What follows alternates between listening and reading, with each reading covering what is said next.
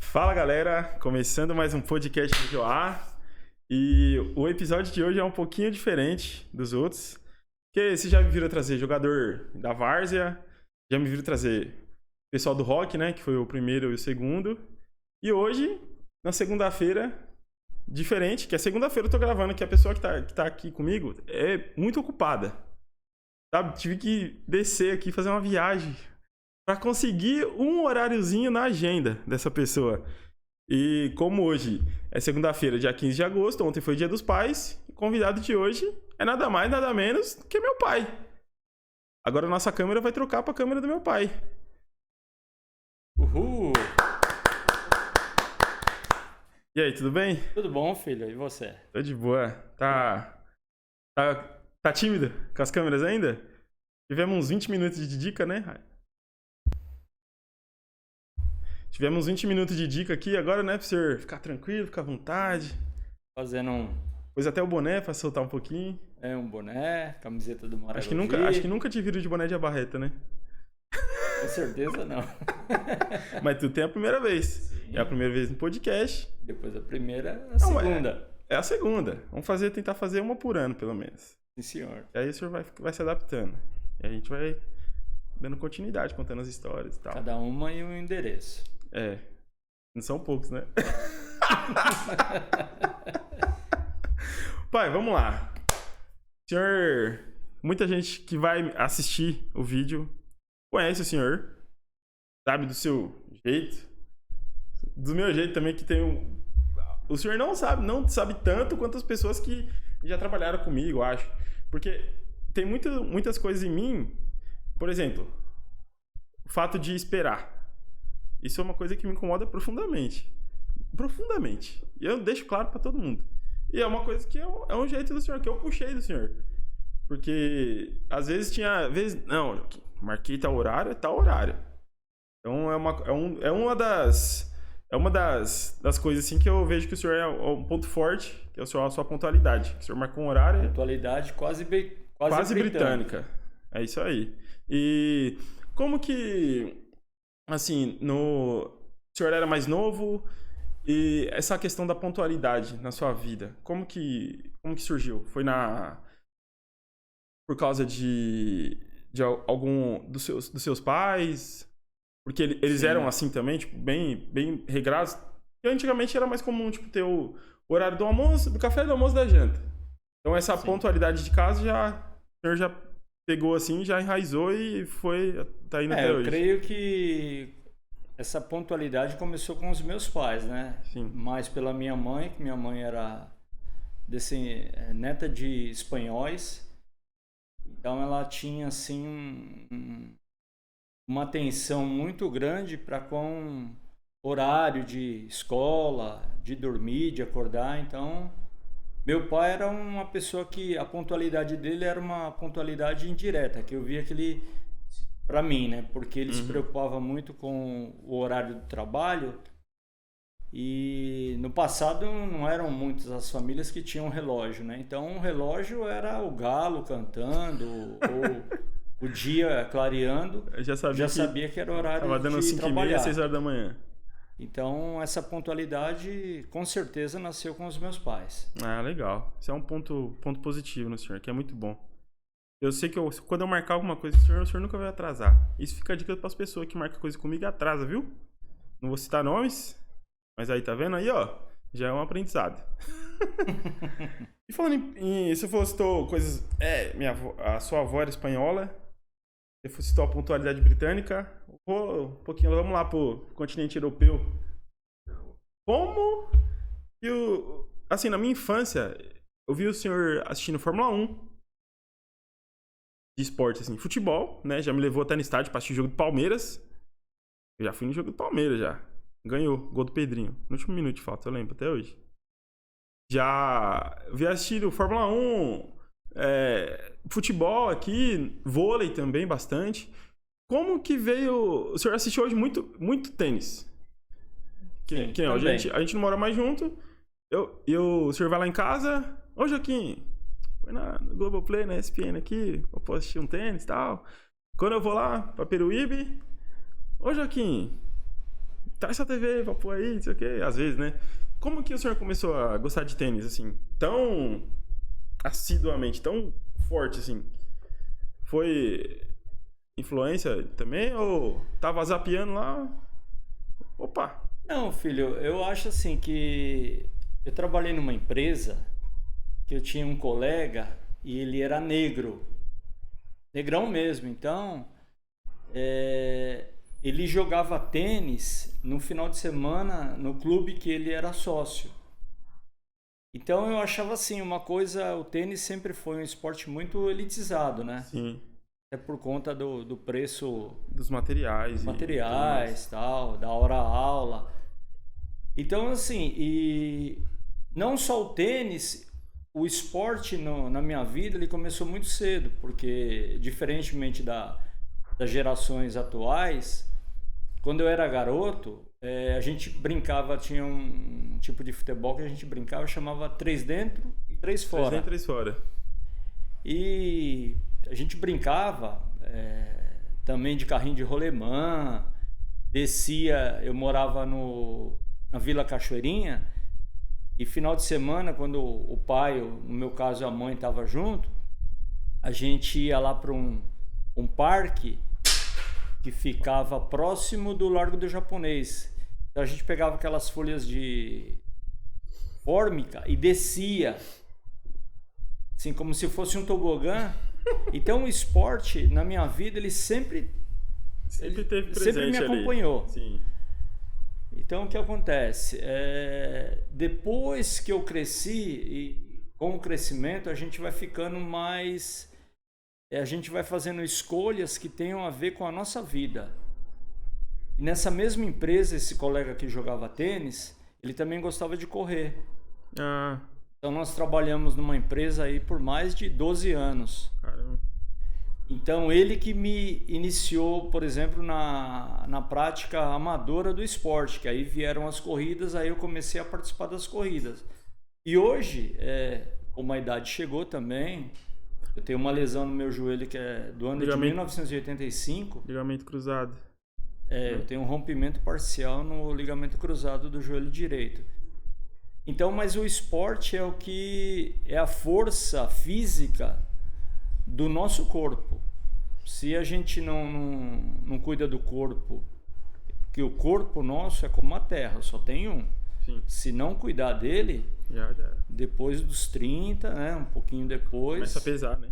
começa a vir as enfermidades. Então o esporte entrou na minha vida dessa forma. E hoje, tirando os esportes de violência, que é o boxe, porque eu tenho assim, não que eu seja cético, mas a gente viu casos de lutadores como o Muhammad Ali, o brasileiro lá, o Maguila, de tanto tomar soco na cabeça, Ficou com... o nosso cérebro é igual uma gelatina. Você vai tomando pancada, aí mais tarde pode vir as doenças, né, como Alzheimer ou Parkinson. Então a cabeça tem que cuidar com carinho. Então, por conta disso, os esportes de luta eu não gosto. Aí o restante, todos os outros eu gosto. Aí o senhor foi e veio pro tênis. O tênis, não. O tênis eu gosto. Na realidade, eu acho que é um esporte que não que ele seja completo, mas que nem você comentou, nós temos ainda um esportista mundial no Brasil, que é o Pelé, figura conhecida no mundo inteiro, né? No mundo inteiro, exatamente. Depois veio o Ayrton Senna, que infelizmente em 94 ele faleceu. Tivemos outros, né? No caso do tênis, o Guga, que foi tricampeão lá em Roland Garros. Então eu gosto do tênis porque acho que por conta de ter um brasileiro presente ali. Presente, e hoje continua ainda dando muita palestra. Ele tem uma academia lá no Sul. Então, legal. Por isso também eu gosto do tênis. Legal.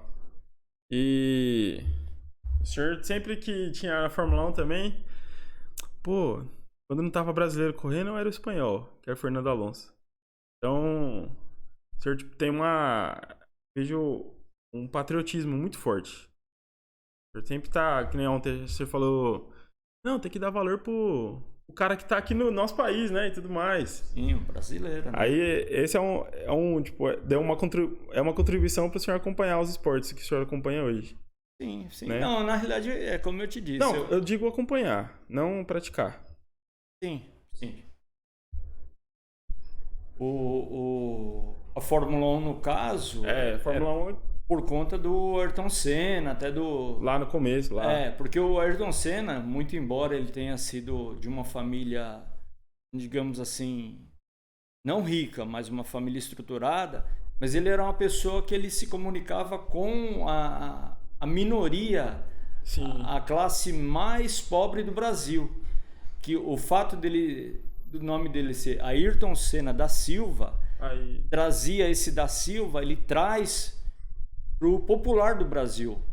Verdade. Já no caso do Nelson Piquet, até pelo jeito, também foi ainda é vivo, né, o Nelson Piquet, mas é um esportista assim meio nariz em pé. Ele não conversa com a massa como o Ayrton Senna conversava. É burguês safado. Burguês. Não é um termo que eu uso muito. Muito. Inclusive no trabalho. O pessoal do trabalho tá ligado aí. E a bicicleta?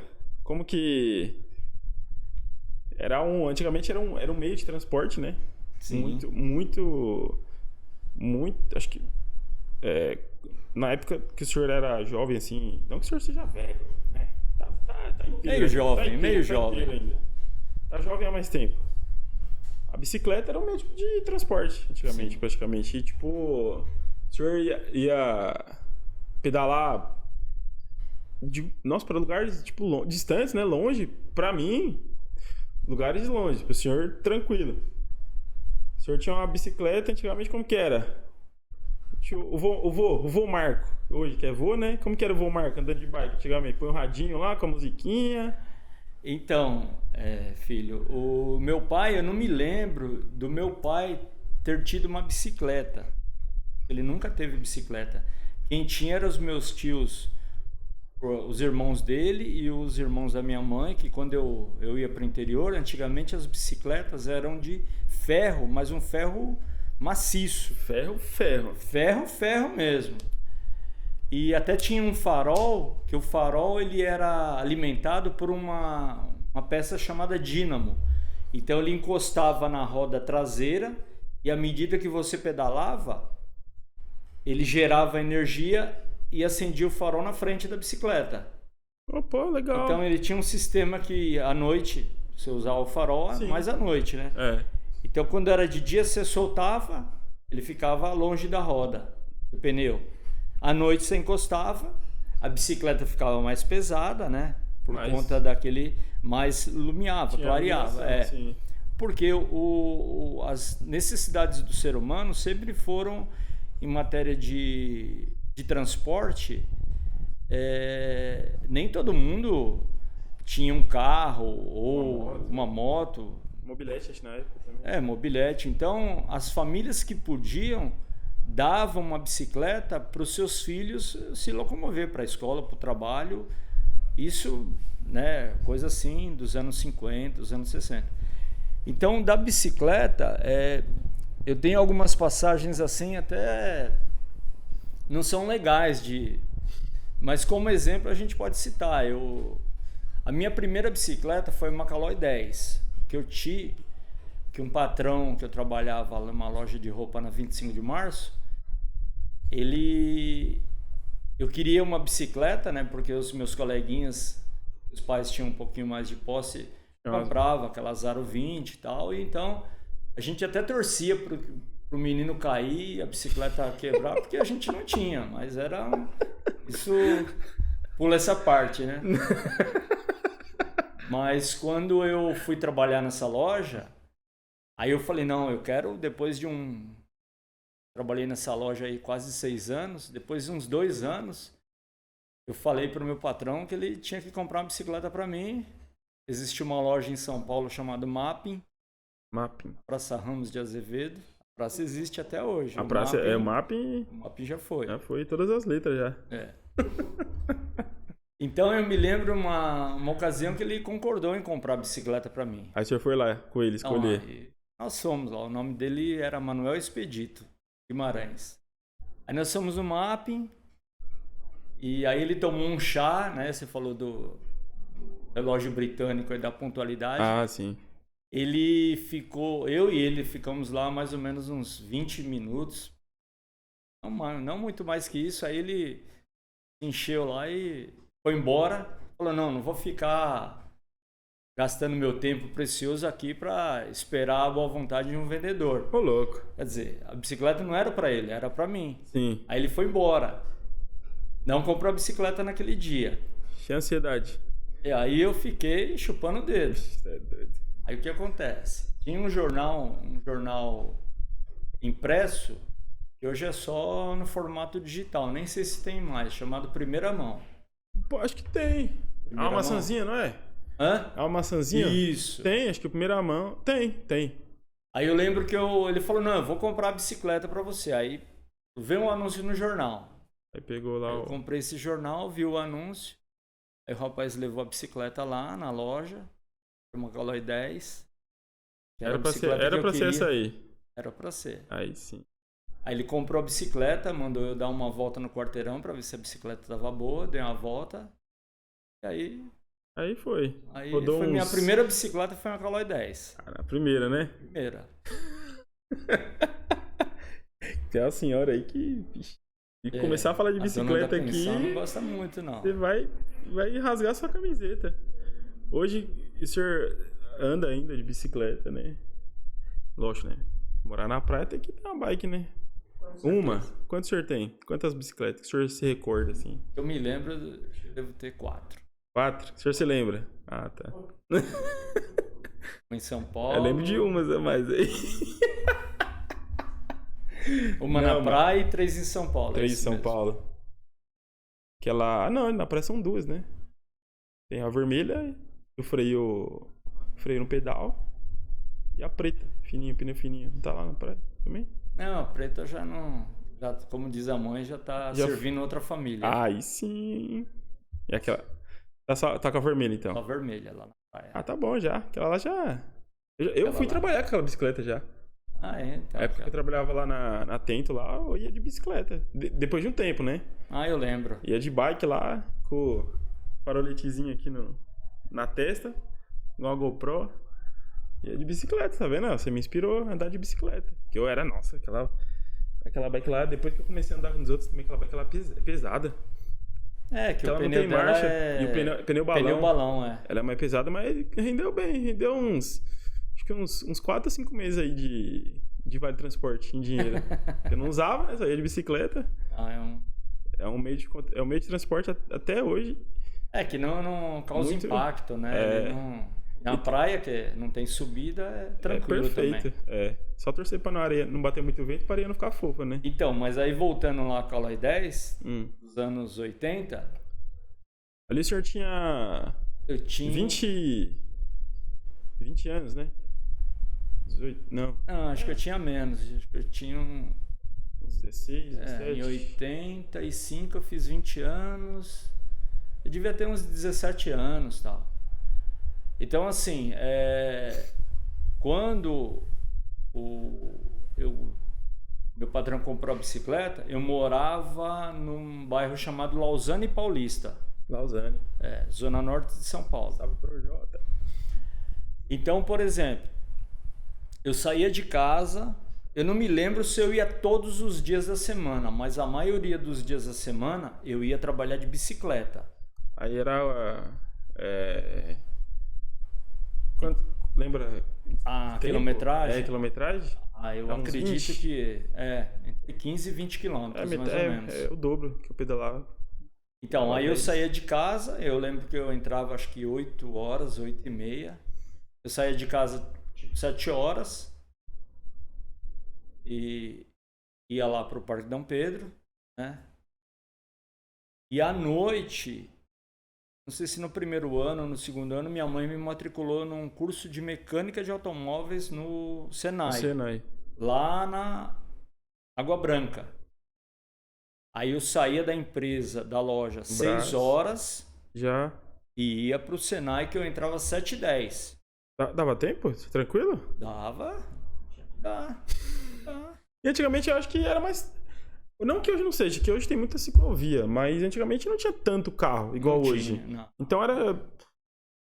Não é. É que hoje, com a idade, a gente começa a avaliar mais os riscos. Quando a gente é jovem, a gente não avalia tanto. Então, esse negócio de atropelamento de ciclista e tal, a gente não dava muita atenção, né? Uma coisa errada. Aí eu ia pro Senai. Aí do Senai eu saía 10 horas da noite. Ia lá pro Lausanne. Aí eu saía do Senai e voltava pela Casa Verde pro Lausanne. Tem pouca ladeira, né? Casa Verde. Pegava aquelas... Pegava uma subidinha. As travessas ali da Brasleme ali, né? Na Casa Verde. Avenida ali. Pegava a Avenida Casa Verde, aí no final acho que saía quase... Não saía no bairro do Limão, mas saía próximo. Aí era só subida. E... Aí tem perna... Quem tem perna, tem perna. Quem não tivesse, descia e empurrava, né? Aí eu aprendi a gostar de bicicleta. Então, quer dizer, eu devia pedalar por mês uns 300... Até mais. 400 quilômetros, mais ou menos. Porque quando eu ia trabalhar lá no Belém, dava uns 12 na ida. 12 ida e volta. Dava uns 25, 26 km por dia. Depois de segunda a sexta. 20 dias? 120, vai dar uns 400. É que eu não me lembro se eu ia todos os dias, né? Sim.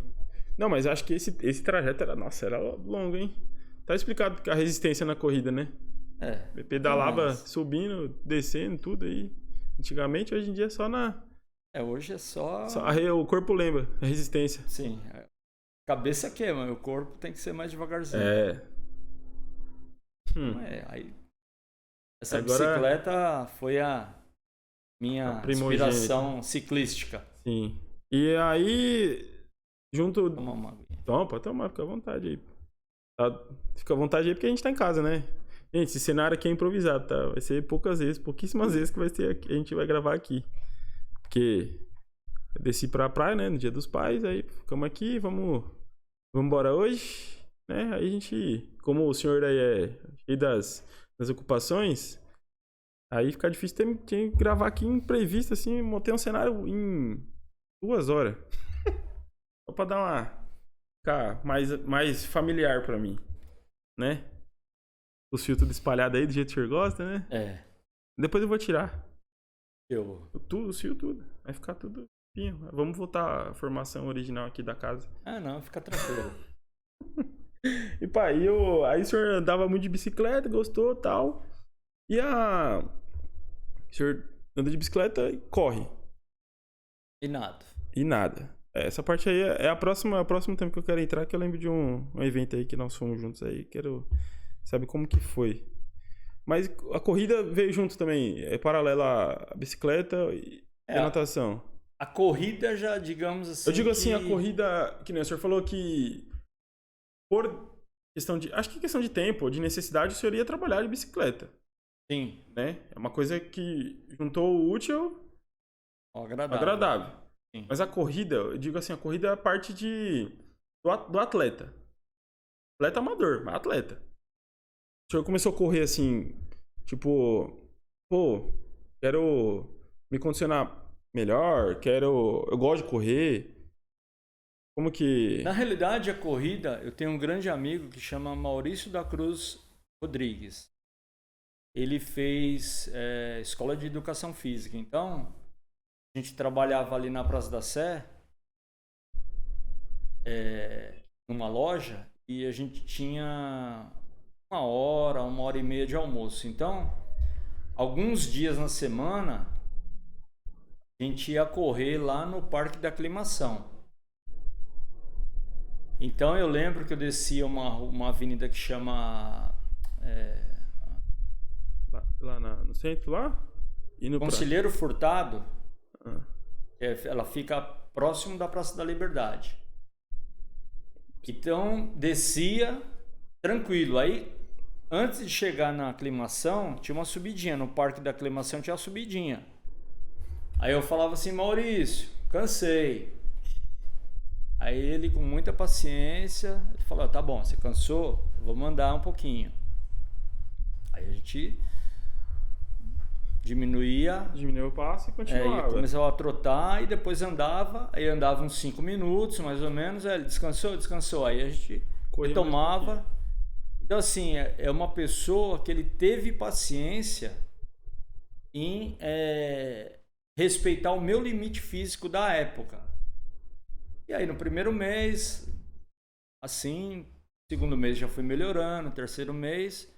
Depois de uns 4 meses a gente já ia... Condicionado 100% já. Ia pro parque da aclimação e voltava em 40 minutos, assim. Dava a média de uns 6, 7 quilômetros. Mas depois de um tempo, tenho certeza que o senhor melhorou esse tempo, né? Eu lembro que quando a gente ia nas corridas, chegou a fazer 10 km em 45, 43 minutos? 45, abaixo de 50 minutos. Então. Essa média aí Então, aí, esse meu amigo, Maurício, ele já corria até por conta que ele era formado em educação física. Sim, eu tinha o costume já. Aí, como nesse pod seu aqui, na época não tinha o podcast era ao vivo. Aí eu falava assim, Maurício, eu queria correr, vejo o pessoal aí na televisão ganhando medalha, como que é esse negócio? Ele falou, não, você faz inscrição e tal. Eu falei, então faz aí pra mim a inscrição, também não tinha muita habilidade. Como não tem até hoje com computação, aí ele fez a inscrição da minha primeira corrida. Esse é o ponto que eu queria chegar. Qual que foi? A Maratona Internacional de São Paulo, 2000. Pra quem não sabe, quantos quilômetros tem a maratona? Maratona tem 42 quilômetros, 195 metros. Pra quem corria 10, às vezes, por dia, né? Corria menos de 10, né? 7, 8, mas eu lembro que do intervalo de quando eu comecei a correr pra maratona, acho que foram uns 6 ou 7 meses. Aí o senhor já... Então, aí o meu condicionamento já virou a chavinha... Isso. Vou ter que me preparar pra 42. Na realidade... eu não sabia que era uma maratona. Não sabia? Não, eu pedi pra ele fazer a inscrição... em uma corrida? Da próxima corrida. Pô, esse cara aí deu uma sacaneada. A próxima corrida... Coloca uma maratona, velho. Então, mas ele também participou. Não, mas... então nós somos juntos. Mas ele participou com condicionamento de quem corria há anos já. Sim, O senhor participou com quem ia ali no... Então, mas aí que vem a questão que eu te falei, que ele teve paciência. Então, por exemplo, na maioria dos 42 quilômetros, corremos juntos. Corremos juntos. Então, ele desceu o limite dele pro meu limite. Sim. Então, se ele fizesse uma maratona em 3 horas e meia, naquele dia ele não ia fazer nesse tempo. Ele ia me acompanhar, ele ia ser o tipo do meu guia. Porque acho que o legal do esporte eu vejo que... eu converso com muita gente que fala assim, é difícil começar, né? O começar é difícil, porque geralmente você começa sozinho, ou quem começa já com influência de alguém, a pessoa não tem a calma, a paciência de, tipo... vamos no seu ritmo aí, depois a gente vai subindo, né? Então, essa parte de... Marco, vamos correr e tal, mas vamos no seu ritmo, vamos começar junto. Então, começa junto, até a gente chegar num nível que seja, né, parelho ali. Condizente pros dois. Aí, eu vou acompanhando, vamos de boa. Essa parte é muito importante. Na realidade, Joaquim, só abrindo um paralelo, assim, o esporte... assim como a cultura do aprendizado, no passado você não pegou isso, eu e a mãe pegamos um pouquinho, existia uma cartilha chamada ABC, né? Caminho Suave, né, Gassi? Caminho Suave. Então, essa frase, Caminho Suave, ela tem que servir para a nossa vida. Em matéria de educação, em matéria de esporte, em matéria de alimentação, em matéria de trabalho, em matéria de tudo. Sim. toda vez que a gente interrompe esse caminho suave, para você reiniciar, ele vai ser um pouquinho mais difícil. Então, para quem estuda, você fala, como que uma pessoa vai fazer lá, sei lá, vai estudar astronomia, ou vai fazer cálculos de matemática, que você fala, meu, só louco. Por quê? Porque Deus dá um dom para cada um, e se a gente começar naquele caminho suave, que no meu caso, o caminho suave meu da educação foi a minha mãe, que não era tão suave. Era o caminho. Era um caminho. Meio suave, né? Mas que valeu muito. Sim. O caminho do esporte, o Maurício, principalmente na corrida, ele me iniciou, mas eu já tinha uma base que era da época que eu pedalava. Sim. Só que eu não pedalava com essa questão de cuidar do corpo. Era mais uma questão de mobilidade para ir trabalhar, tal, né? Agora, quando veio a corrida, aí eu atentei para uma coisa. Quando eu era novinho, de 10, 12 anos, eu tinha um apelido de gordo. Nossa, era uma pergunta que eu ia fazer. Tinha apelido? Tinha um apelido de gordo. Gordo. Eu era gordinho. Então, tá. E o Maurício, ele me iniciou na corrida falando, a gente tem que cuidar do corpo, porque como eu já disse um pouquinho antes, o corpo nosso é como a terra, só tem um. Se não cuidar, vai dar trabalho lá na frente. Então, quando ele fez essa inscrição para a corrida, ele também já sabia que eu tinha capacidade de correr. Ah, sim, ele viu esses o 42 potencial. Quilômetros, Ele falou, não, ele está preparado. Uma coisa que eu tinha, eu tinha a juventude, né? Tinha menos de 20 anos. Sim, eu acho que o fato de andar de bicicleta também, o condicionamento físico também ajudou pra caramba, né? Sim. Questão psicológica. Então, pra você ter uma ideia, eu corri essa maratona em 4 horas e 6 minutos, eu acho. Então foi um tempo assim... E chegou na linha, tava na linha de chegada lá, tava tudo colorido ainda? Eu tava com a vista preta já. Ah, meu... acho que eu tava transparente, Eu sei que é concluir, né? Concluir, importante é concluir. O importante é chegar lá. Mas é uma... Medalha retangular, né? Com as listras azul marinho, medalha prata, escrito de... Acho que é SP 2000. Eu lembro dessa... eu lembro, pô. Memória fotográfica aqui, ó. Medalha e a camiseta que eu tenho até hoje. A camiseta não era de manga longa, ou era? Não, a camiseta regata. Regata? A camiseta eu não vou lembrar. Depois eu te mostro. Aí fez uma maratona? Ou fez mais? Depois dessa, fez mais alguma? Não, depois em 2010 eu repeti também essa loucura. 2010. Foi a segunda maratona. É coragem, que a maratona é todo dia 31 de dezembro, né? Não, São Silvestre. São Silvestre, Não, a maratona normalmente é no meio do ano. Eu não sei se é julho, entre junho e agosto. E ainda tem a maratona ainda? Aqui em São Paulo? Que eu vejo que tem a maratona no Rio, né? Não, todos os estados têm a maratona. Tem a maratona de São Paulo, tem a meia maratona de São Paulo. A meia maratona já... Todo estado praticamente tem uma maratona por ano, né? E hoje? Pensa em falar, The Last Dance, a última vez, última dança? Maratona não. Maratona não. Não mais. Só corridinha de 5. Só corridinha na praia. E a São Silvestre? Como que... A São Silvestre eu falo também... que acho que é a meca de quem corre, né? Que é uma corrida ela é nacional, ela é transmitida, né? Pelo Esporte Espetacular. Sim. Como que tipo assim, o senhor já fez muitas provas. Como que é o clima da São Silvestre? Tem uma motivação diferente, uma preparação? Tem. A São Silvestre, se não me engano, é a prova internacional mais famosa do Brasil. Não me lembro se tem outra. Aí vem corredores do mundo inteiro. Sim, então, por isso que eu falo que deve ser um ambiente diferente, né? A atmosfera, né? Deve ser um negócio, tipo... Você geralmente tá correndo ali, você vê... quantas pessoas tem por corrida? Em média. Vai aumentando, em né? média, limite, assim... Mas eu acho que a média é de umas é de 20 a 30 mil. Então, na São Silvestre. São Silvestre. Então, só que você vê de 20 a 30 mil, será que uns 30% é estrangeiro? Ou não chega? Não chega, não. Mas você tá lá no meio do bolo, lá dá pra ouvir umas línguas diferentes os lá. estrangeiros, na maioria, são da elite. Então, a elite da São Silvestre, hoje, deve dar uns, se for muito assim, 200, 300 corredores. O pessoal que nem olha pra trás. Não, nível altíssimo. Poltergar foi uma referência, acho que ganhou mais de 5 São Silvestre. Caramba. Cara. Pera.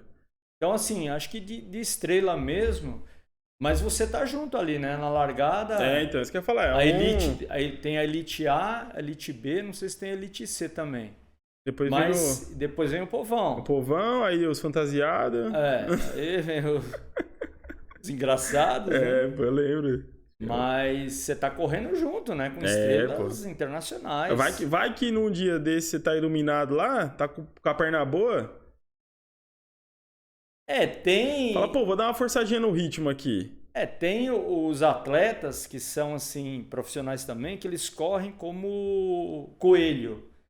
Então ele sai junto com essas figuras aí que vão para ganhar, corre lá, tem coelho que corre 10, 20, 30 quilômetros, depois ele aborta, ele só serve de referência. Ah, sim. Depois ele aborta, aí a estrela segue no ritmo. Porque o segredo, acho, da corrida é a constância. Pra mim, assim, porque eu vejo que, tipo... Você pode correr intenso e ser intenso ali. Você dá uns tiros longos. É um tiro que você vai dar. Você gastou mais energia do que o normal. Agora, se você for fazer uma corrida de curta distância, beleza. Você dá ali 4 tiros, você vai chegar na frente de muita gente. Agora, se você vai fazer uma corrida que pra mim hoje, tenho o costume de correr lá na praça, lá perto de casa lá. Sim. 6, 7 quilômetros. Vou fazendo aquele esquema. Corro, ando, troto um pouquinho e tal. Nesse percurso, se você dá um tiro, você perde lá no final. Aí, filho, tem uma outra coisa. 3 perguntinhas lá que... Por quê, pra quê, tem que ser agora. Então, assim, você tá na corrida, por quê? Você é um profissional? Não. Você vive... Você vai, porque tem gente que vai lá para ganhar um prêmio. Sim. Por exemplo, na São Silvestre, o primeiro brasileiro, eu não sei se depende da classificação, mas o primeiro brasileiro parece que ganha um carro. Ô, louco. Então, assim, o cara vai lá para ganhar um carro. Aí o condicionamento dele é totalmente então, em prol daquela corrida. Ele é um atleta profissional. Sim. Tem outro que vai lá pra, tipo, pagar uma promessa. Poxa, eu quebrei a perna e falei que quando minha perna ficasse boa ia correr a São Silvestre. Sim. Tem outro que vai pra lá pra acompanhar. No meu caso aí, algumas vezes eu corri com o Maurício. Umas 2. Então, cada atleta... ou profissional ou amador, ele tem um objetivo. Sim. Então, assim, hoje, com 56 anos, eu vejo que como nós não vivemos do esporte para ganhar dinheiro, a gente tem que cuidar do corpo com carinho. Então, se você faz uma prova, tinha um outro colega também que trabalhava comigo, que ele falava assim, na São Silvestre especificamente, eu lembro só o sobrenome dele, não lembro o nome. Era... Fulano. Fulano lá. Ele falava assim, na Consolação, e a São Silvestre, se você larga na Paulista, próximo do Trianon, e na Consolação você entra direito e desce. Então tem uma frase que ele me falava, descida é para descansar. Descida é para descansar. Por quê? O peso do corpo em cima do joelho, acho que são 6 ou 7 vezes o peso do corpo em cima de cada joelho, toda vez que você dá uma passada. Então, se você tem 60 quilos, você multiplica por 6 ou 7, é quase 500 quilos 420 em cima do joelho. De um joelho. Então, quantas passadas você dá? Milhares. Então, se você vê a descida e se empolgar, você chega no final dela que o joelho seu tá arrebentado. Pode, que nem aquela questão do senhor falou do tempo, né? Pode não ser ali agora. Sim. Mas daqui uns anos vai cobrar. Vai Com certeza. O corpo vai falar, ó. Então ele falava assim, ó, Marco, descida, descansa, descida, descansa. Por quê? Quando chega no final da São Silvestre, você tem que subir a Brigadeiro Luiz Antônio. É uma subidinha de, se não me engano... São 4 quilômetros. Eu me lembro que na melhor vez que eu corri a São Silvestre, eu subi a Brigadeiro Luiz Antônio em 7 minutos e meio. Então, assim, tem que ter fôlego. Final é fôlego. É resistência também. É resistência. Então, isso são as máximas que eu aprendi. Descida, descansa e guarda energia para subida. Para subida. E na reta mantém, né? Só que no meio da corrida você se empolga. Às vezes você quer acompanhar um cara que está do seu lado e tal. Mas hoje eu vejo que não é uma atitude muito inteligente. Porque não é uma corrida que você vai participar. Que nem eu participei de algumas 100, 110 corridas. E aí no final o joelho, né, as articulações vão reclamar. Pedindo arrego já. Então, mas valeu. Valeu, legal. E aí juntando agora o combo, né? Corrida, bicicleta. Não vamos falar só de natação, porque acho que natação... Eu vi o senhor nadar lá quando a gente ia pro clube lá. Enfim, várias vezes. O senhor me levou uma vez no triatlo, lá na USP. O senhor fez lá. Como que é a cabeça pra fazer um triatlo? Assim, aí eu vou querer saber com detalhes. Tipo assim, por quê que eu vou fazer um triatlo? A preparação, né, também. Como que é durante ali as etapas e depois. Como que, tipo... Pô, se eu correr 10 km e tô correndo acostumado, pra mim é tranquilo, né? Você vai correr, tá acostumado. Só que aí o triatlo você vai correr, vai andar de bicicleta e depois vai... Não, vai nadar, vai andar de bicicleta e depois vai correr. Como que... Né? Porque a natação você usa o corpo todo. Sim. Aí depois você vai pra bicicleta, vai correr. Vai pra bike. Pra bike? A última corrida. Você vai pra bike, depois você vai correr. Como que é a preparação? Mas não, acho que não física, a mental ali. Não, na realidade, pegando mais uma vez o gancho, lembra que eu falei da cartilha lá, Caminho Suave? Então, eu comecei, na realidade, com a bicicleta. Na realidade, principalmente os meninos, né? Quando criança, eu lembro que na escola a gente brincava de pega-pega. Então, você jogar futebol ou correr, você começa ali bem como uma forma de recreação. Quando eu comecei a pedalar, que eu ia trabalhar, aí o negócio já ficou um pouquinho diferente. Eu falava assim, puxa, a preocupação era chegar no trabalho. Então, eu ia chegar cansado ou muito cansado, isso independia. Tinha que chegar. Eu tinha que chegar no trabalho, porque era a renda que ia para a família, né? Sim. Como eu sou filho único, né? Então a renda no final do mês contava muito. A corrida, ela surgiu como uma recreação e aí ela evoluiu. Provas amadoras. Para as provas, aí eu fui somando. Depois virou um hábito. Então assim, o meu corpo, a atividade física já era um alimento para o meu corpo. Quando eu não fazia, ele reclamava. Já sentia falta, já. Sim. Então, aí eu conheci esse Maurício, conhecia um pessoal que trabalhava no Corpo de Bombeiros, e ele tinha um amigo lá que fazia esses triatlon. Era o short, né? Um triatlon curto.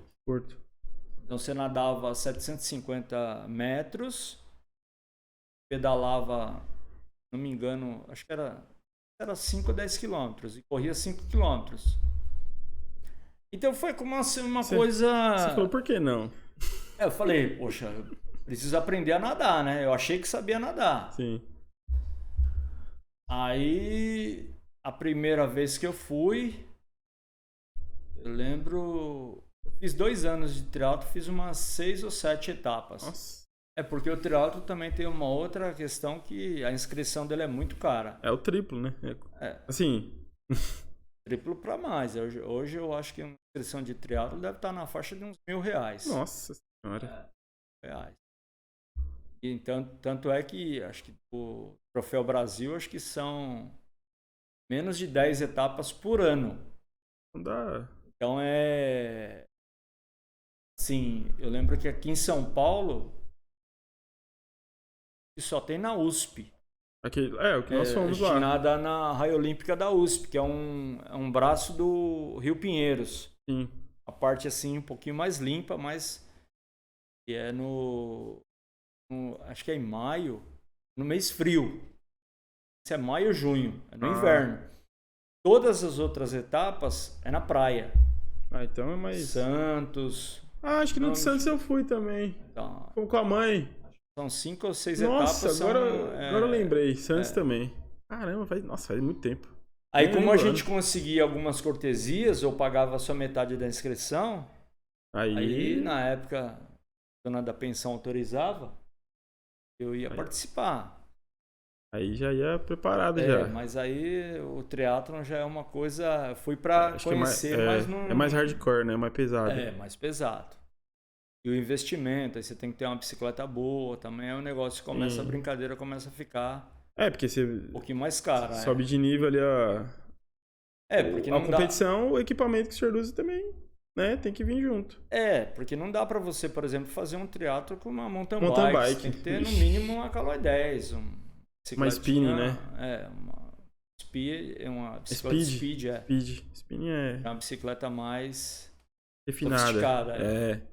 As bicicletas aí que pesam 250 gramas aí de carbono. Fiz 2 anos e valeu a experiência, né? Tá bom, chega, né? Parou ali. Parei. Não chegou, ter que parar porque lesionou, porque não aguentou, parou no... Não, na realidade, graças a Deus, nunca tive uma lesão mais grave. Comprometesse eu parar. Sim. Fiquei um tempinho de molho e tal, mas chegava em casa, colocava uma bolsa de gel lá no joelho. Ouvia uns elogios da patroa e vamos pra frente. Mas tá bom. Hoje tá mais tranquilo. Tá bom. Nossa, já cansei já de falar tanto esporte, viu? Como que é o nome do senhor, do rapaz que te ensinou? A jogar qual? Jogar o tênis. A gente tá falando do tênis lá. Não, o tênis eu nunca... Nunca jogou? No máximo eu joguei frescobol. Fez o squash lá só. Porque nunca tive assim... Eu lembro que ele me convidava tal, mas como era um esporte muito elitizado, e o preço da raquete e tal assustou na época. Isso foi antes da corrida. Sim. Comecinho dos anos 80. Eu devia ter uns 16, 17 anos, eu não... Aprendi a apreciar a prática, mas não a assistir. Mas não a praticar. Sim. Esporte muito elitizado. Tem que abrir as 2 mãos aí pra... abrir as mãos, esticar o pé assim, de repente, né? Certeza. Cara, legal, pai. Deixa eu ver, mas uma pergunta aqui agora que eu... O apelido era só gordo, não tinha outro? Branquelo, brancão... que eu me lembro... Só esse? Não lembro de outro apelido. Matou uma pergunta minha antes de eu fazer, tá bom, né? E agora vamos pro lado um pouquinho mais pessoal, assim. O senhor tem 2 filhos, né? Como que foi? Marco, tô grávida. E aí? Meu mundo caiu? Tamo de boa, vamos aí? Mais ou menos. Falou, vou passar segurança aqui, mas por dentro tá tipo fudendo. Como que foi? Sensação assim, tipo, caramba, e agora, velho? A realidade é assim, né, filho? As famílias... Meu pai, por exemplo, acho que ele teve 13 irmãos. Sim. Minha mãe, acho que teve 5 ou 6. Então, realmente era comum, passado, né? as famílias tinham porque o filho também, ele fazia parte, depois que ele completasse lá, sei lá, 10, 12 anos, ele ia ajudar na receita da casa. Sim. Então, quando eu conheci a mãe, foi ontem, por exemplo, bênçãos de Deus, nós completamos 35 anos juntos. Conheci a mãe dia 14 de agosto de 1987. Então, como eu era jovem, muito jovem... Tinha 23 anos. Não, tinha menos. Ah, tinha 22, ia fazer 23. Não, eu tinha 21 anos quando eu conheci a mãe. Ah, tá, não. Eu digo quando... Quando o senhor, o Marquinho nasceu, tinha 23. 23. Então, o que aconteceu? Quando ela falou pra mim a primeira vez que estava grávida, a gente tava só namorando. Eu não sei se foi um alarme falso, mas eu acho que foi um alarme falso. Mas quando... E ela falou brincando e tal. Aí quando ela falou a segunda vez, aí a pernona velha aqui tremeu. Falei, caramba, vou ser pai, e agora? Mas aí, né? Nada como um dia após o outro. Eu trabalhava, ela também trabalhava, tal. Morava... Nessa época a gente já estava morando junto. Aí foi mais... Não digo que foi mais... Não foi tranquilo, mas também não foi a família... Minha mãe e meu pai também apoiaram muito. A minha sogra, a dona Rita, também apoiou, a família. Aí foi. Foi. Então foi tranquilo, então. Tranquilo. Mais difícil foi o segundo. O segundo eu tive que fazer uma prova de... Sou idiota. Uma penitência aí, 6 anos. Porque como eu sou filho único, eu não queria ter só um filho. Ah, tá. Falei, não. Mas aí, o Marquinho tem que ter um irmão. Aí foi... Eu fui planejado? Digamos que você foi mais planejado que o Marquinho. Assim, eu pensou, vai nascer ali no ano da Copa, 94, ou não? Ou foi tipo... Não, nem pensei em Copa, não. Eu só quero que o Marquinho tenha um irmão. Tá, então foi... Digamos que você nasceu em novembro, o Marquinho nasceu em dezembro. Então vocês foram gerados... Contar 9 meses antes. Já pensou ali, falou, fazer uma festa só ali entre o... um pouquinho antes do Natal. Festa... Antigamente tinha muito esse negócio de festa de empresa, né? Hoje o negócio tá mais... Digamos que não encontra tanta confraternização em empresas como no passado, né? Sim. As pessoas tinham... Hoje é muita tecnologia, então... Antigamente... Por não ter tanta tecnologia, as pessoas se encontravam mais. Então, aniversário, um Réveillon, tudo era motivo para se encontrar. Pra se unir, né? Então, a gente sempre estava com a família reunida, né? Esposa, filho. Então, festa que não faltava. Não faltava festa, faltava dinheiro, mas festa não. Dinheiro era só Dá pra fazer uma festa sem dinheiro? Dá. Sem dinheiro não, com pouco dinheiro. Sim. Sem dinheiro às vezes complica, né? Comprar um refri ali. Quem podia tomava cerveja, quem não podia tomava água. E hoje o senhor é um apreciador do vinho, né? Uma outra história que veio pra somar. Como que... O vinho tinha um programa na Rádio CBN que chamava 50 a mais. Falo porque o programa foi ao ar acho que uns 5 anos, hoje não tem mais. Então, nesse programa eu me lembro que eu ouvia, acho que 10, 12 anos, mais ou menos, falar de um vinho, de uma uva chamada Taná. É Tanate, né? O temudo. É uma uva de origem uruguaia que ela tem um tipo de um hormônio da longevidade. Então, no passado, os nobres tomavam vinho, então o vinho era uma coisa, um alimento, era uma bebida, mas funcionava como um alimento. Então, sabendo cadenciar... Ele não era consumido com a ideia de você se alcoolizar. Tinha um porém ali, né? Sim. Sim. Que nem, tipo, você vê... Ah, vou pra uma festa, um churrasco, vou tomar uma cerveja. Sim. O vinho é mais por uma questão de, tipo, de condicionamento mesmo. O vinho, se a gente trazer o paralelo com o esporte, o vinho é como o tênis. O vinho só existe, pelo que eu li, que eu conversei um pouquinho com quem conhece um pouco mais que eu de vinho, só tem um vinho doce, ele é o açúcar da própria uva, que é o vinho do Porto.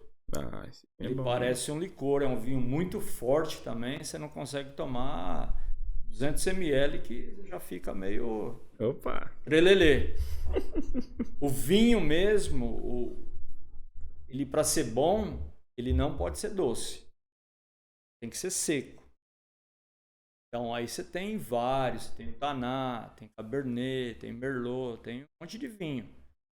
Sabendo beber, eu, por exemplo, bebo acho que há uns mais de 10 anos. Mais. 15 anos. Mais de 10. Eu tomo na hora do almoço e na janta quando eu não estou dirigindo. Tá dando certo, vamos continuar. Vamos continuar. Vinho é uma bebida boa. Eu deixo pros senhores aí que... A plaquinha, viu? Até caiu a plaquinha aqui, ó. Plaquinha improvisada. Tomou uma taça já.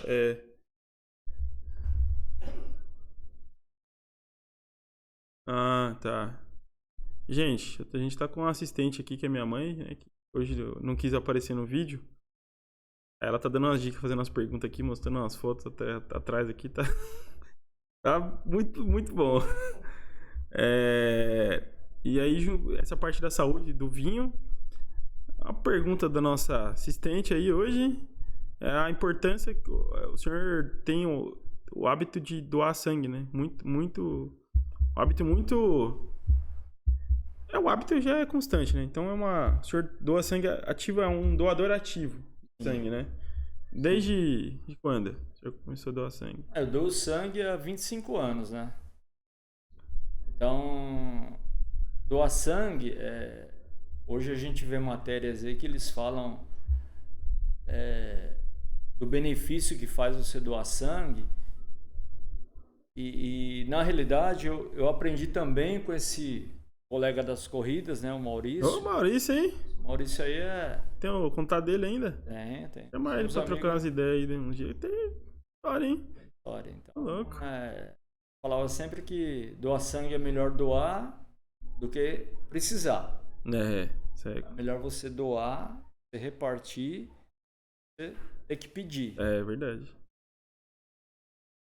Por conta aí da pandemia, faz uns 3 anos, mais que eu não dou sangue.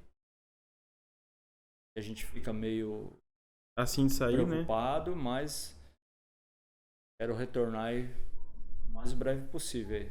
Talvez ainda este ano. Legal. Coisa boa. Parabéns. Tem umas historinhas também. Já passou mal já doando sangue? Já passei. Desmaiou? Quase desmaiei. Quase? Quase desmaiei. Nossa, eu tenho uma aqui muito boa, pai.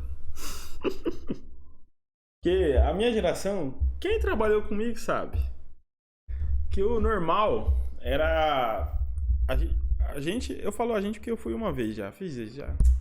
Quem nunca? Só o senhor, nunca. Eu já fui doar sangue, porque quando você doa sangue, o que você ganha lá no final? Fora o lanchinho. Atestado. Ah, sim. Tá vendo? O senhor nem lembrava. A primeira coisa doar sangue é o atestado, pô. Aí falou, não, hoje não. Pô, sábado, né? Trabalhava à tarde, não quer trabalhar, não. Eu ia doar sangue e tal. Aí uma vez, eu nunca passei mal. Porque tem muita gente que confunde doação de sangue com exame de sangue, né? O exame tem que estar em jejum, uma série de fatores lá. A doação, você não pode ter... Ao contrário, tem que estar bem alimentado. Tem que estar bem alimentado, só não pode ter consumido álcool nas últimas 48 horas, alguma coisa assim. Acho que 24 horas, 12 horas, uma coisa assim. Sim. Aí beleza. Fui lá, aí o Lucas... Falei pra ele, né? Falei, pô, eu tô com costume de doar sangue, né? Vou lá doar sangue. Pô, mano, tô querendo ir pra praia. Eu vou doar sangue. Aí era um sábado. Ele ia pra praia sábado, né? Ficava lá sábado, domingo, e voltar segunda pra trabalhar à tarde. Não, eu vou lá. Só que ele achou que era... Ele confundiu, né? Questão do jejum. Doar sangue com exame de sangue. Com exame. Aí fomos lá no Na Liberdade lá, no AC Camargo. Vamos lá. Aí eu lembro que no dia tava... Em Ibirapuera, AC Camargo. Não, pô. Tem na Liberdade também? Tem. Ali quando você sai do metrô, tem uma descidinha ali bem na rua do metrô ali. Eu sei, acho Então, é o AC Camargo lá. A não ser que mudou agora. Mas acho que não. Aí fomos lá, né? Eu fui doar. Por quê? Porque eu realmente ia doar. Não, eu ia doar e ia trabalhar depois. O Lucas, porque ele ia pra praia. Aí fomos lá e nesse dia tava frio.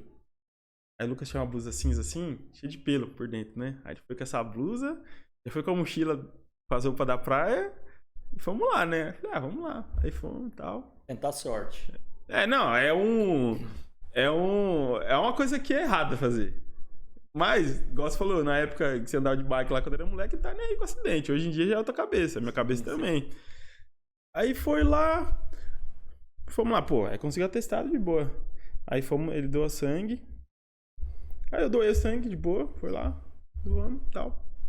Aí o Lucas, quando acabou todo o processo, né? Porque eu já tava habituado já a doar, então pra mim era de boa, né? Aí acabou o processo lá, fomos levantar. A hora que foi levantar, o Lucas já deu uma bambeada já. Eu falei, vixe, mano, já sentiu a fraqueza, né? Normal, vamos aí. Azedou o caldo. Aí fomos lá, você doa, vai pra salinha lá, depois faz o lanche lá, pô. Lanche top, que inclusive de aumentar a quantidade, né? Que é bom aquele lanche, eu gosto. Aí, comemos um lanche, eu falei, tô zero, de boa, vamos aí. O Lucas...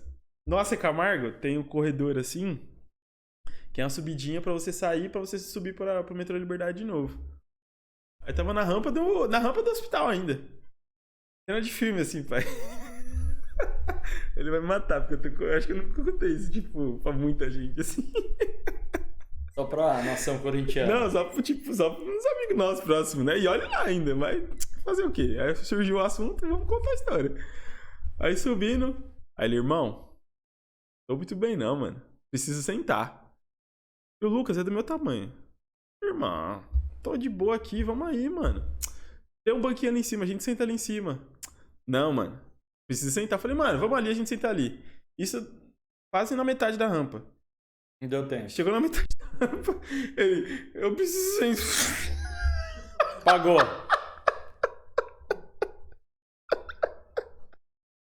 Tiro saiu pela culatra. Não, ele já tava com a atestado na mão já. Aí ele caiu, pai.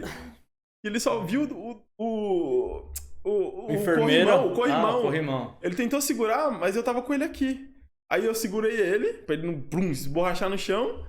E já, cena de filme, né? Enfermeira! Pelo amor de Deus! Enfermeira! Emergência! Me ajuda aqui, menino desmaiou. Aí a mulher veio, já era com uma cadeira de roda, né? Colocaram ele lá. E perguntaram, não, ali tem costume de doação? Eu falei, não, acho que é a primeira vez e tal. Aí perguntou, você come? Eu falei, não tinha tomado café. Porque achou que tinha que ficar em jejum. Meu Deus. E essa parte que vem, a parte da leitura, né? Você fala, pô, tem que ler as paradas, porque doação de sangue você não precisa ficar. E é avisado, você tem que se alimentar bem antes. E depois você come um pouquinho de boa. Ele não viu. Aí, tipo, ele desmaiou lá, põe na cadeira de roda. E aí, o que era pra ser uma coisa de duração de 1h30, 2 horas, que é o processo todo, que leva até menos tempo às vezes, não vai ficar, tem que ficar em observação. Algumas horinhas. Umas horinhas. Aí vamos lá, só que, tipo, ele ficou lá na praia, na cadeira de roda. Ficou pra próxima. Não, calma. Vamos lá pra observação, ficou sentado lá. Ficou sentado e tal. Se alimentou mais. Comeu mais. Só que aí na hora de dar um suco pra ele se hidratar, o enfermeiro pegou um suco de maracujá, pai. Um cara que já tá pra lá de Bagdá já. Tava calminho, ficou calmíssimo. Só que aí, e quando você toma um susto, um choque muito grande, que ele desmaiou e acordou, ele chegou. Eu acho que o termo apagar e desmaiar são coisas diferentes, né? Acho que ele apagou, teve um apagão ali. Apagou, pum, acordou rapidinho. Quando o reflexo, o seu corpo não é mais a mesma coisa. Não. Leva um tempo. Que nem quando você acorda, você acha que você tá atrasado, o coração acelera. Você vai fazer as coisas rápidas assim, depois você vai ver e fala, puta, nem precisava. Mas o corpo já... E ele não... O suco de canudinho, ele não conseguiu discernir que ele tinha que segurar o suco e puxar pelo canudo. Então, a força que ele tinha que fazer pra puxar o suco, ele fez na mão. Aí o cara deu o suco pra ele tava aqui com o suco assim, ó. Em vez dele forte, não, ele fez isso aqui, ó. Apertou. Ele apertou. Aí ele tava assim, ó. Deus me perdoe. Sabe o... o Stephen Hawking, que ele... Ele tá assim. Aí ele apertou o suco. Ele não tava puxando. Aí o suco vinha, ele não conseguia fazer força na boca. Aí... Meu Deus. Ele vai te cobrar por isso. Ele ficou todo babado assim, de suco. Aí eu falei, primeiro, você dá suco de maracujá pro cara que acabou de desmaiar, porra. Aí só vai complicar, né? Dá um suco de uva. Aí ficamos lá esperando. Que ele queria ir pra praia. Eu falei, e eu tinha que ir trabalhar no dia, né? Ficamos esperando lá e tal. Aí foi lá pra uma outra sala, comeu mais uns negócios. Eu também não sou besta, já aproveitei e comi um outro lanchinho. Fez também, uma boquinha. É, lógico. Aí ele ia acho que ele ia viajar com a namorada dele, né? E eles iam se encontrar no Brás. Pra pegar eles iam de ônibus, eu não sei como que faz pra ir do Brás pra... Você pega a linha de trem lá. Jabaquara. Acho que eles iam pro Jabaquara, né? Aí depois, antes disso, eles iam comprar algumas coisas pra levar lá pra praia. Aonde? Pra comer e tal. No Brás. Depois de tudo isso aí, ele foi fazer compra. Aí eu fui junto, porque como que eu ia deixar um moleque com a blusa de pelo que eu citei no começo, deixar bem claro, como que eu ia deixar um menino com aquela blusa, mochila, acabou de... tinha aquilo lá ainda. Aí fomos lá no Brás, compramos lá todos os negócios, entreguei ele assim, eu falei, ó, cuida dele. E a namorada dele é tipo do tamanho dessa cadeira assim, ó. Beijo, Dai. Desse tamanho aqui, ó. Baixinha. Quase 1,5 metro. E ele do meu tamanho. Eu falei, mano, se esse moleque cair aqui, já era. Aí os dois vai junto. Que loucura. Loucura. Depois disso, ele nunca mais deu sangue. Eu tive uma experiência também que... A vida tem que ser uma coisa simples, mas o ser humano complica. Uma vez eu fui doar sangue no hospital chamado Hospital Brigadeiro, na Brigadeiro Luiz Antônio. Você falou do lanche, eu me lembro que era um hospital público, porque essa questão do lanche, quando é um hospital particular, normalmente o lanche é muito melhor. Eles entregam um Big Mac lá? É tipo um Big Mac ou X-Tudo, um Beirute, completo, né? Um lanche caprichado. Sim. Mas nesse hospital Brigadeiro, eu lembro que o lanche era uma maçã e não sei se tinha alguma coisa de comer de pão, e o suco era um suco bem fraquinho. Era água. Água com cor. Água com cor. É isso, água com cor e açúcar. Aí eu comi. Aí esse hospital, ele fica do lado esquerdo descendo a Brigadeiro. Então, na volta, tinha um ponto de ônibus, acho que coisa de uns 10 passos assim. Aí eu saí do hospital, fiz o lanchinho ali. Aí eu lembro que o ônibus estava com a porta aberta. Eu dei um trotezinho assim de 5 passos. Coisa... 5 metros. Era o seu corpo tava falando, não faz isso. Exatamente. Aí quando eu entrei no ônibus, eu já comecei a ver tudo embaçado assim. Aí eu só lembro que eu falei pro cobrador, ó, eu acabei de doar sangue, eu acho que eu vou desmaiar. Eu tô com fraqueza. Aí ele também, ligeirinho, falou pro rapaz, ó, dá o lugar pro rapaz. Ele não tá passando bem, né? Tá passando mal. Aí eu sentei no banco, aí eu abaixei a cabeça, puxei o ar lá algumas vezes. Puf. Não desmaiei. Quando o ônibus chegou na Praça da Sé, eu já tava bom.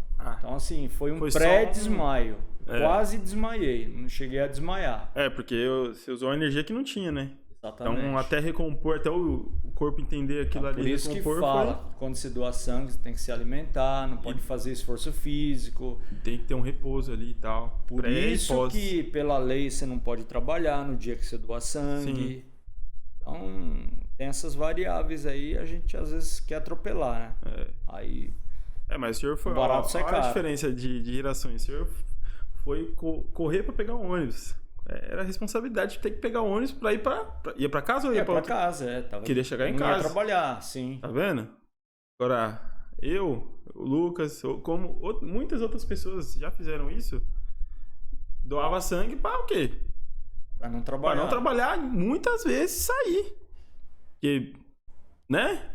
Eu, especificamente, acho que eu doei uma vez ou duas. Mas a primeira vez que eu fui doar, eu não sabia que dava atestado.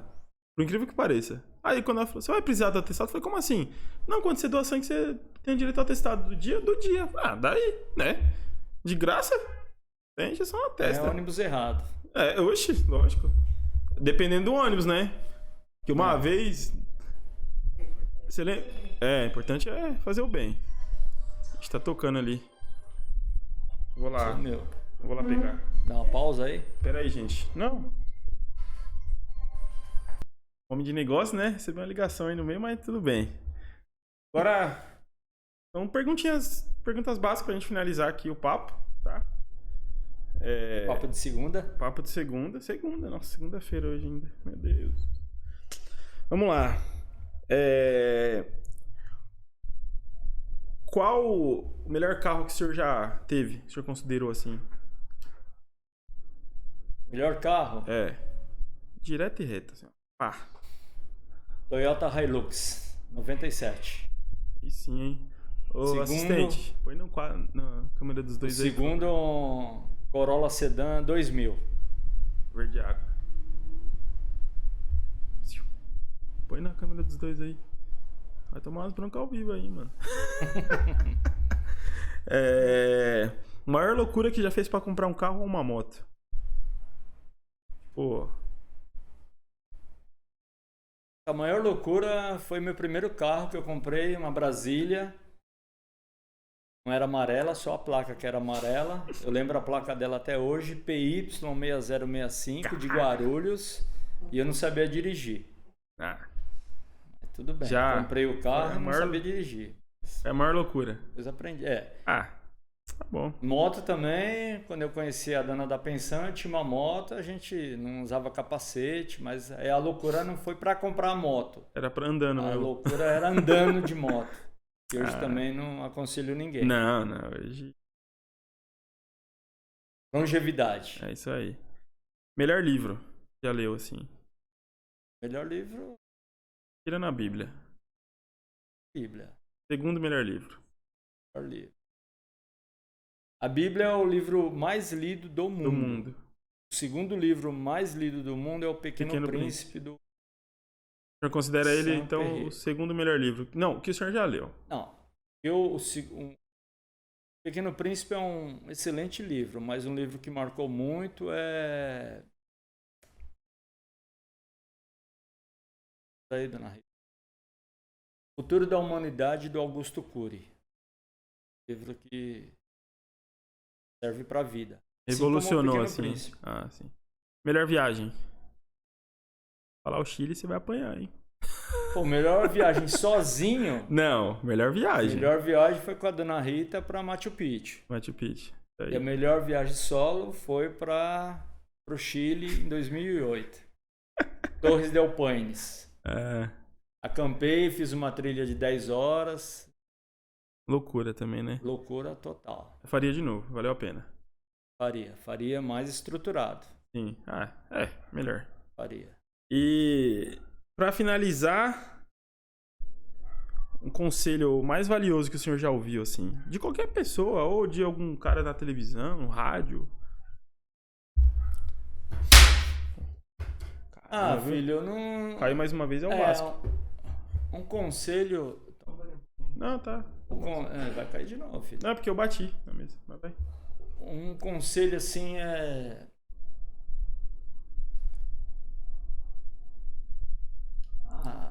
Pausa dramática. Eu lembro que eu conheci uma pessoa que trabalhava comigo, chamado Henrique. Então ele falava assim que a nossa vida tem que ser mais clean. Ou seja, clean em inglês é limpo, né? Então, assim, a gente tem que procurar ter uma vida mais simples em tudo que a gente faz. Se a gente pegar o maior exemplo, né, de amor e bondade no mundo, foi Jesus Cristo. Jesus Cristo tinha uma vida simples. Então, como ali a Bíblia é o livro, que deveria ser um livro de cabeceira de todo mundo, independente de religião, a gente deve seguir os passos de Jesus Cristo. Praticar o bem, anunciar o amor e fazer tudo com a maior simplicidade e sem esperar nada em troca. Esse é o conselho que eu daria para, independente de idade, sexo, religião. Esse é o conselho que pratica o amor, tenha uma vida simples e faça o bem. Beleza. É isso aí. Isso aí. Mãe, põe na minha câmera aí, 3. Então, gente, esse foi o episódio de hoje. Especial do Dia dos Pais, né? Ano que vem vai ter outro. A pessoa já desenrolou na câmera, já tá bom, pô. Foi bem. Foi bem. Mais ou menos. Não, tá bom, pô. Foi tranquilão. Pô, queria desejar de novo aí um Feliz Dia dos Pais, né? Obrigado. De novo. Foi ontem, já foi hoje. Muito obrigado por ter participado. Foi da hora. Eu já vim lá de São Paulo, já com tudo no carro, já falando, vai gravar. Vamos gravar junto. O outro pai que era pra estar aqui, que era pra ser a gravação ontem, ficou dodói, né? Então, ano que vem a gente grava com ele aí de novo. Tá? O Marquinhos também deve ter umas histórias boas também. Certeza. E é isso aí, gente. Combinado. Não se esqueçam de se inscrever no canal, deixar um like se gostou do vídeo, compartilhar com... Eu geralmente falo compartilhar com os amiguinhos, compartilha com os pais também, que tem uns pais aí que deve ter umas histórias semelhantes, parecidas, aí vai dar umas risadas. E segue a gente no Instagram, @joacast. E o comentário, pra quem assistiu até aqui, vai ser hashtag... Dia dos Pais. Hashtag Dia dos Pais. Comenta aí pra engajar. E é isso aí, beleza? Forte abraço. Até a terça-feira que vem. E fui!